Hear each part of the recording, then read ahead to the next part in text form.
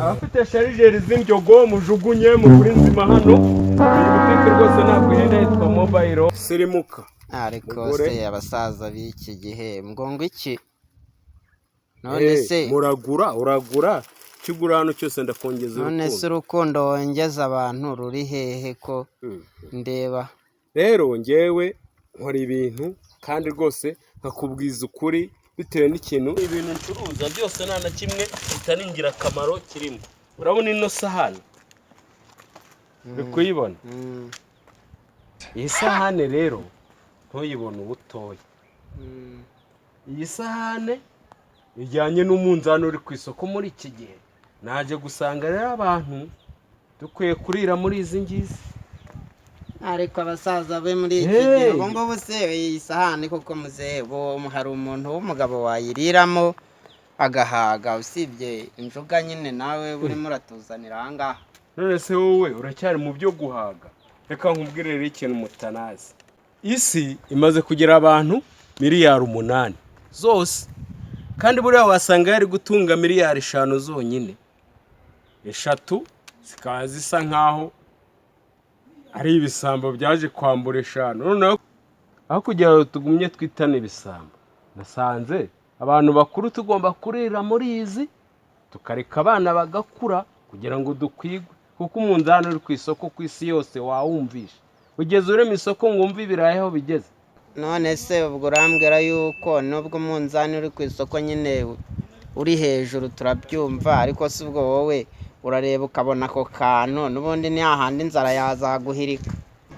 ndakubwira yuko twebwe abantu bakuru twamaze gukura nitutirinda abana bacu baramarine mu muhanda kubera yuko nabonye ibiciro bihambaye kandi umubyizi w'umuntu igihembo kitari kwiyongera mwaretse tugakoresha izi none se ibi ngibi byo nyine amasogisi hano abana barimo kugenda bajya ku ishuri nabyo ni nk'ubuntu bagurisha make ngumya mbibutse ko mugomba kwita ku bana tukabajyana ku ishuri ariko bayiro tukazigabanya nk'abantu b'abagabo kugira ngo biriya byose tubashe kubikora amasogisi abana bayabone bajye ku ishuri ngiza ngo yenda rwaba ari n'urudodo nyine urimo urashyira aha ngaha kuko ugendana n'amasahane icyo nashaka kukubwira nabonye watangariye izi sahane zanjye sibyo icyo nashaka kukubwira ngo nibutse abantu ko bagomba kwita ku bana bakabajyana ku ishuri bakabagurira amasogisi nk'ariya buri harimo no kujya kugura amakayi ibyo byose ntibyashoboka tukirya uko twaryaga kandi ibiciro ku isoko byahindutse isahane nasanze ari cyo gisubizo uza n'utundi twisumbuyeho nyine utwo tuduharira aba bana natwe turebe ko twakongeraho na dukeya nose ubwo urabonamo inzara yaguhirika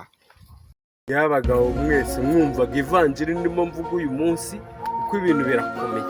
nitutitonda rwose abana bacu bariba twebwe tugomba kwemera ibiciro bihari tukita ku bana rwose pe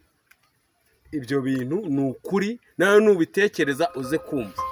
rwose twari duhuye nigendera ngaho bande sawa nakundi nyine ukigisha duhaye reka turebe ko biri bushoboke uratugoye rwose ni ukwihangana